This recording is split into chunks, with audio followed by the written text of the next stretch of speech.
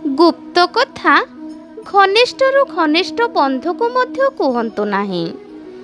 ଯଦି ତା ସହିତ କେବେ ଶତ୍ରୁତା ହେଇଯିବ, ତାହାହେଲେ ସେ କଥାକୁ ଅସ୍ତ୍ର ଭଳି ଆମ ବିପକ୍ଷରେ ବ୍ୟବହାର କରିବ।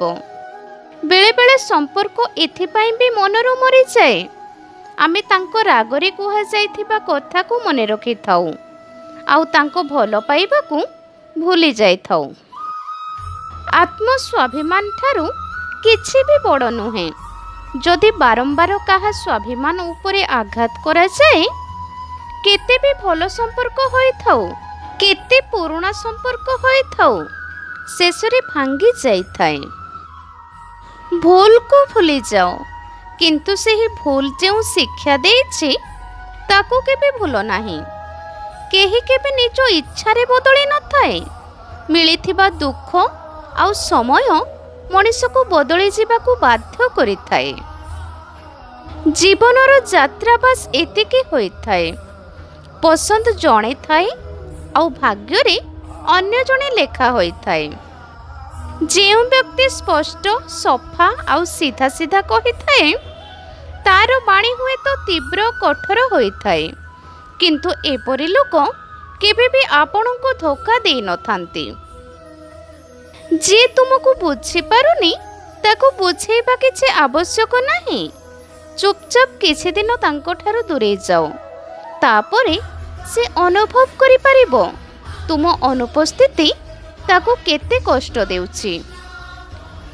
ଲୋକେ କୁହନ୍ତି ମନର କଷ୍ଟ ଅନ୍ୟକୁ କହିଦେଲେ କମି ଯାଇଥାଏ, କିନ୍ତୁ ତୁମେ ଆଜିକାଲି ଯାହାକୁ ନିଜର କଷ୍ଟ କହିବ, ପ୍ରଥମେ ସେ ହିଁ ତାର ମଜା ନେବ।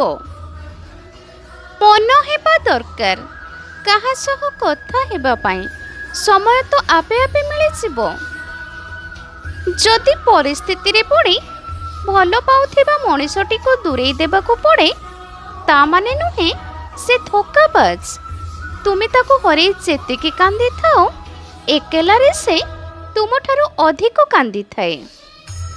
ଆପଣଙ୍କ ସୁନ୍ଦର ଶରୀରକୁ ଯେତେବେଳେ ଫଟୋ ଉଠାଉଛନ୍ତି, ତାର ନେଗେଟିଭ୍ ରିଲ୍ସଟା କଳା ଅନ୍ଧାର ହୋଇଥାଏ।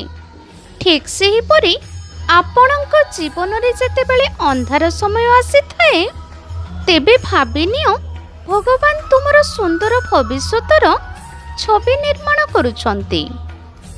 ଯେଉଁମାନେ କେବଳ ନିଜ ସ୍ୱାର୍ଥ ତଥା ଲାଭ ଦେଖି ସମ୍ପର୍କ ରଖିଥାନ୍ତି, ଈଶ୍ୱର ସେମାନଙ୍କୁ ପ୍ରକୃତ ସମୟରେ ଉଚିତ ଶାସ୍ତି ଶୁଦ୍ଧ ମୂଳ ସହ ଫେରେଇଥାନ୍ତି।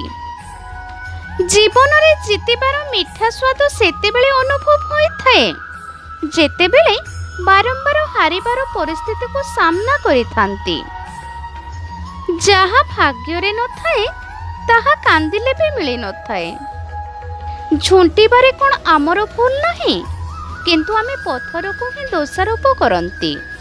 ଠିକ୍ ସେହିପରି ସମ୍ପର୍କରେ ମଧ୍ୟ ଆମର ଭୁଲ ଥାଏ, ଆଉ ସମ୍ପର୍କ ତାଙ୍କ ସହିତ ରଖନ୍ତୁ ଯିଏ ଜୀବନର ରାସ୍ତାକୁ ଫୁଲରେ ସଜାଇ ପାରିବେ। ତାଙ୍କ ସହିତ ସମ୍ପର୍କ ରଖନ୍ତୁ ନାହିଁ ଯେ ମଝିରେ ପଥର ରଖି ଆଗକୁ ନ ଯିବା ପାଇଁ ରାସ୍ତାକୁ ବନ୍ଦ କରିବ ଆମ ଅଜାଣତରେ। ମଣିଷର କଥା କହିବାର ଶୈଳୀ ତାର ସଂସ୍କାର ପ୍ରକାଶ କରିଥାଏ, ନହେଲେ ଚେହେରା ତ କେବଳ ଅଭିନୟ କରିଥାଏ। ଯେବେ ଜୀବନ ତୁମକୁ ଦ୍ୱିତୀୟ ସୁଯୋଗ ଦେବ, ତେବେ ପୁରୁଣା ଭୁଲକୁ ଆଉଥରେ କରିବାର ଭୁଲ କରିବ ନାହିଁ। ଖରାପ ସମୟ ମଣିଷମାନଙ୍କ ଜୀବନରେ ଏମିତି ପରିସ୍ଥିତିର ପରୀକ୍ଷା ନେଇଥାଏ, ଜୀବନରେ ସବୁ ଲୁଚି ଯାଇଥିବା ଅସୁବିଧାର ସ୍ଥିତିକୁ ସାମ୍ନାରେ ରଖିଦେଇଥାଏ। ଏହି ସମୟରେ ନିରାଶ ହୁଅ ନାହିଁ, କାରଣ ଏହି ସମୟ ଯଦି ତୁମର ଖରାପ ପରିସ୍ଥିତି ଆଣିଛି, ତ ଏହି ସମୟ ବି ତୁମର ଭଲ ସମୟ ଆଣିବ। ସେତେ ପର୍ଯ୍ୟନ୍ତ ନିଜ ଭିତରେ ହାରିବାକୁ ଦିଅ ନାହିଁ। ଆଶା କରିବା ଭୁଲ ନୁହେଁ, କିନ୍ତୁ ଭୁଲ ମଣିଷ ଠାରୁ ଆଶା କରିବା ବହୁତ ବଡ଼ ଭୁଲ।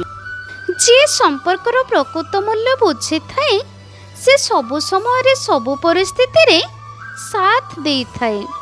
ଖରାପ ହେଉ କି ଭଲ, ସାଥିରେ ରହି ସମ୍ପର୍କକୁ ସଜାଡ଼ିବା ପାଇଁ ଚେଷ୍ଟା କରିଥାଏ।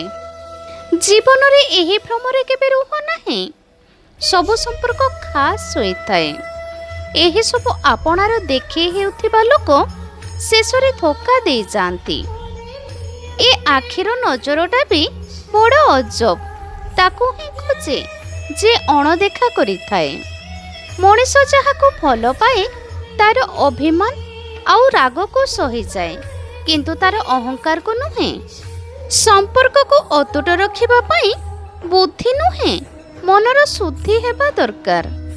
ନିଜ ମନ ଭିତରେ ସେହି ଅତୀତରେ ଘଟିଯାଇଥିବା ଘଟଣା ବିଷୟରେ ଭାବି ଭାବି ଭାଙ୍ଗି ଯାଅ ନାହିଁ। ସବୁ ପରିସ୍ଥିତିରେ ଆଗକୁ ଯିବା ପାଇଁ ଶିଖ। ପ୍ରକୃତ ପ୍ରେମ କରୁଥିବା ବ୍ୟକ୍ତି ରାଗରେ ତୁମକୁ ଖରାପ କହିପାରେ, କିନ୍ତୁ ତୁମର ମନ୍ଦ ଚିନ୍ତା କେବେ କରିପାରିବ ନାହିଁ, କାରଣ ତାଙ୍କ ରାଗରେ ମଧ୍ୟ ତୁମ ପ୍ରତି ଯତ୍ନ ଓ ହୃଦୟରେ ଅସୀମ ଭଲ ପାଇବା ଥାଏ। ଏହି ଭିଡ଼ିଓଟି ଯଦି ଆପଣମାନଙ୍କୁ ଭଲ ଲାଗିଥାଏ ତାହେଲେ ମୋ ଭିଡ଼ିଓଟିକୁ ଲାଇକ୍, ସେୟାର, କମେଣ୍ଟ କରି ମୋ ଚ୍ୟାନେଲଟିକୁ ସବସ୍କ୍ରାଇବ୍ କରିଦିଅନ୍ତୁ।